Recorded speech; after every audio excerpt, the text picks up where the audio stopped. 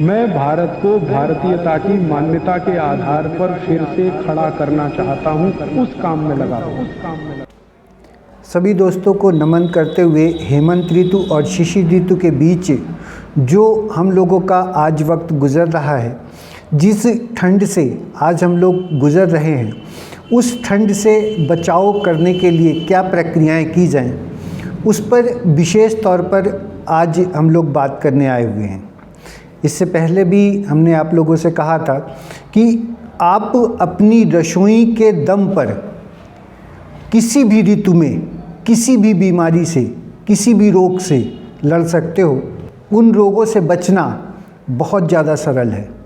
सरलता के जो पहलू है, उसका सबसे पहलू यहीं से निकलता है जो राजीव भाई ने कहा कि स्वयं को जान लो और भोजन को पहचान लो।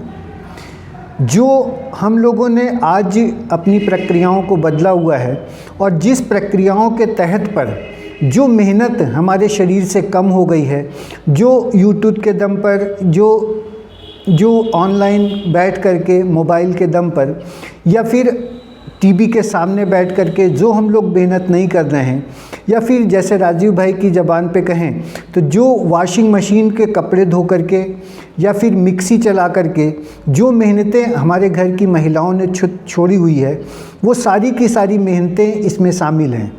तो ये मत सोचिएगा कि इसमें कार की हम बात नहीं कर रहे या पुरुष के द्वारा चलाई गई मोटरसाइकिल की बात नहीं कर रहे। ये सारी की सारी प्रक्रियाएं, ये सारी की सारी मेहनत वैसी है जो शरीर को वार्म अप नहीं होने देती, गर्म नहीं होने देती। और जब गर्म नहीं होगा, जब शरीर में हमारे गर्मी उत्पन्न नहीं होगी, तो ये जो कफ वाली प्रक्रिया है, जो हेमंत ऋतु और शिशिर ऋतु की ठंड है, वो हमारी शरीर के अंदर रुकेगी। ये ठंड जो सबसे भीषण दुर्गति लाने वाली पोजीशन पर आता है, वो ये कहते हैं कि किसी भी आयु वर्ग का व्यक्ति हो, यदि ये ठंड आपके शरीर में रुकती है तो एक ना एक दिन, मतलब एक आयु के बाद में, ये हड्डियों के अंदर प्रवेश कर जाती है और हड्डियों के अंदर घुसी हुई ठंड पूरी ज़िंदगी नहीं निकलती। ये हमारे पूर्वज अक्सर कहा करते थे और उनके मुख से जो हम लोगों ने बातें सुनी, जो उनसे समझा, उस प्रक्रिया को अगर थोड़ा सा विस्तारित करके हम लोग समझ लें तो सारी की सारी जो रोग हैं, जो ठंड की हमारे आगे समस्याएं हैं, उनसे आसानी से निपटा जा सकता है। कोई बड़ी चीज़ नहीं है। जैसे अब मकर संक्रांति पड़ने के बाद सूर्य उत्तरायण दिशा पे तो चल देगा, लेकिन ठंडी हवा जो आती रहेगी उसके कारण हमारे क्षेत्र में पूरी तरह से ठंड बनी रहेगी और कपकपा देने वाली सर्दी अब प्रारंभ होगी, जिसको शिशिर ऋतु के लिए कहते हैं कि वो शिशिर ऋतु में वो ठंड होती है जिस पर शरीर कांपता ही रहता है बुरी तरह से, यानी खूब ठंडी हवा चलेगी।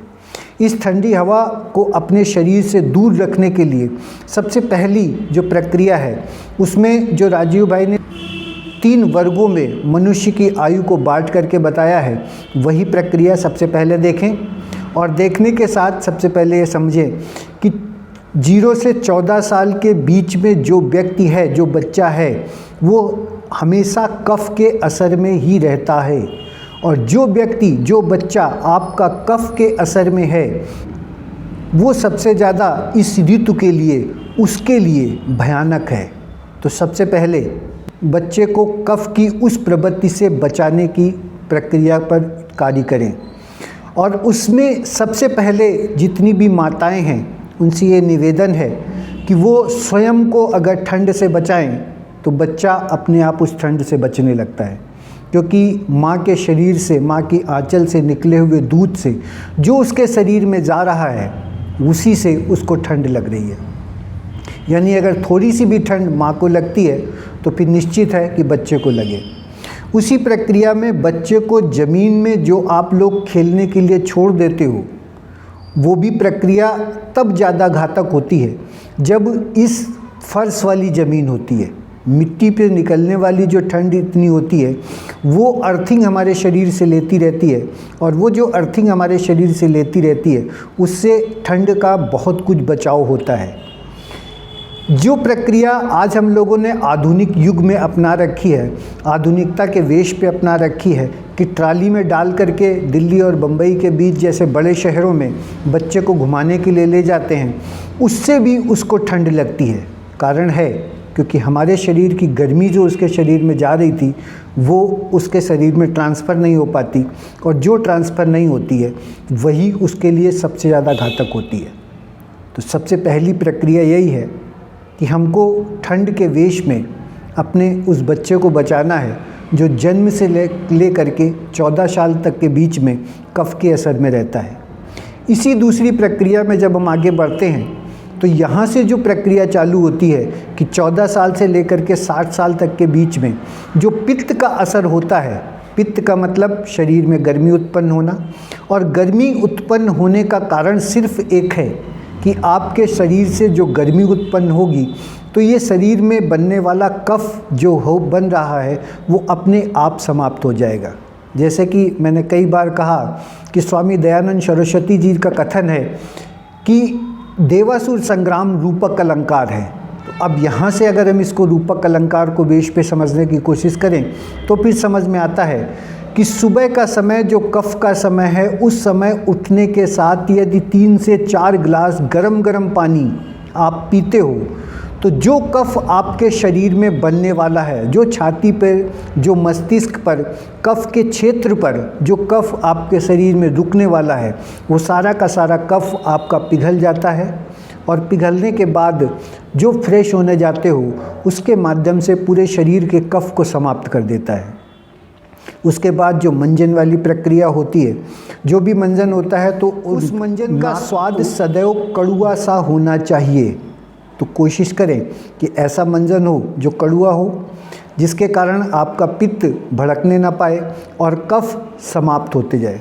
और दोनों ही प्रक्रियाओं को जब आप मंजन करते हो तो उंगली डालने के बाद जो गरारा कर लेते हो, गर्म पानी से कुल्ला कर लेते हो, जो नाक को साफ़ कर लेते हो, उससे आपके शरीर के अंदर बनने वाला कफ समाप्त हो जाता है। इसी तरह से जो बुजुर्गवार हैं, जो हमारे बुजुर्गवार हैं, उन बुज़ुर्गों के लिए सबसे बड़ा सजेशन यही है कि वो लगातार गर्म पानी ही पिएं। तीनों ही आयु वर्ग के लिए सबसे बड़ी विशेष बात यह है कि भोजन वो करें जो भारी हो। इस समय मूंगफली खूब बाज़ार में है और आप लोग खूब खाओगे मूंगफली, तो किसी प्रकार की कोई तकलीफ़ आने वाली नहीं है। मूंगफली के साथ गुड़ का सेवन इस समय खूब काम करता है। गुड़ में अदरक की जगह अगर सूंठ पड़ी हुई है तो फिर सोने पे सुहागा है। अदरक का सेवन, तुलसी का सेवन ये कभी भी करना ना भूलें। इसी के प्रक्रिया में जितनी भी चीज़ें गर्म हैं, वो लौंग हो उसको आप प्रयोग कर लेते हो, वो बिल्कुल काम करती है। जो लोग लहसुन खाते हैं वो लोग लहसुन खा सकते हैं, और लेकिन प्याज इस ठंड के अंदर जो ठंडक शरीर को पहुंचाता है उसके कारण आपको एक बीमारी सी पैदा हो सकती है, जिसके कारण आपको जुखाम और बुखार जैसी बीमारियां आ सकती। इसके बाद ही जो प्रक्रिया आप रसोई से बाहर निकलोगे तो सबसे बेहतरीन समय यही है। कहते हैं हमारे पूर्वजों ने इस बात को कहा कि यही वो ऋतु है जिसमें सेहत बनाई जा सकती है। तो खूब अच्छा अच्छा खाने को है, और छोले आप खा सकते हो, चावल नहीं खा सकते। चावल की प्रतिक्रिया पहले भी है, अभी पूरी बात नहीं है। और उस बात को लेकर के जो चावल आपके पास है वो पहले ही इतना ख़राब है कि वो खाने लायक नहीं है, लेकिन फिर भी चावल जो आपके पास है वो भी नहीं खा सकते। और उस खाने की जगह पर जो आपके पास भारी व्यंजन के वेश में जो भी चीज़ रसोई में मौजूद है वो आप खाओगे, यानी चने की दाल, अरहर की दाल, उड़द की दाल, ये सारी की सारी चीज़ें खा सकते हो। दही खा लेने से आपके शरीर में दर्द आएगा, ये बचपन में हो, ये जवानी में हो, या फिर बुढ़ापे में हो। कहने का मकसद ये है आप कफ के असर में हो, आप पित्त के असर में हो, या फिर वात के असर में हो।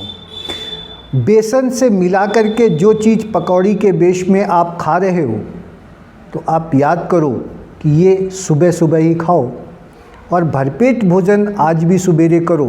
शाम 5 बजे तक 6 बजे तक मूंगफली से लेकर के 7 बजे तक जो खाना है खा लो, और इसके बाद वो जो शाम की प्रक्रिया है कम से कम 1000 कदम चलने वाली, वो चलना मत छोड़ो, क्योंकि आपके शरीर को वार्म अप करने के लिए, गर्म रखने के लिए, आपका शरीर जैसे जैसे गर्म होगा वैसे वैसे आपके शरीर में पित्त भड़केगा, और इस ऋतु में आपका पित्त ही नहीं भड़क रहा है, उसको मेल कराने के लिए आप लगातार मेहनत करते रहो, दौड़ते रहो और सभी कार्य वो करते रहो जो आपके मेहनत के लिए हों।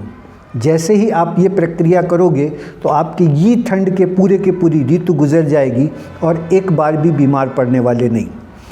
ऋतुओं के अनुसार अगर इस समय आपके शरीर में कफ का संचय नहीं हुआ तो आप देखिएगा कि जब चैत्र का मास आएगा तब आपको जो जुखाम होने वाला है उसकी समस्या का समाधान अभी हो जाएगा। तो कोई बड़ी चीज़ नहीं है कि ठंड से कैसे बचा जाए। गुनगुने पानी का सेवन लगातार करते रहें, और जितनी भी इस तरह की चीज़ें हैं उनका सेवन लगातार करते रहें। जो भी बताई या फिर यह बताने से भूल गया, उसका एक छोटा सा पहलू सिर्फ इतना समझ के चलें, जो भी भोजन आपके शरीर में देर में पचे वो सब कुछ खाएं। और चना इस समय बहुत मशहूर चीज़ों में से है जो खाया जाता है। मूंगफली बहुत मशहूर चीज़ों में से है। तिल के लड्डू भी बहुत मशहूर हैं। गजक आपकी जगह जगह बाज़ारों में है और खूब बिक रही है। नहीं खानी बाहर की तो घर में बनाओ और खाओ। स्वदेशी संग्राम के तहत पर जो राजीव भाई के माता पिता द्वारा आदेश हम लोगों को मिला है, उसके तहत पर एक ही अनुरोध आपसे करूंगा कि आप प्रयास ये करो कि सब कुछ अब धीरे धीरे घर में बनाने का प्रयास करो। जैसे जैसे हम लोग इस कदम पे आगे बढ़ेंगे वैसे वैसे संपूर्ण स्वदेशी की तरफ हम लोग कार्य करते चलेंगे। सभी को आभार है, सभी को धन्यवाद।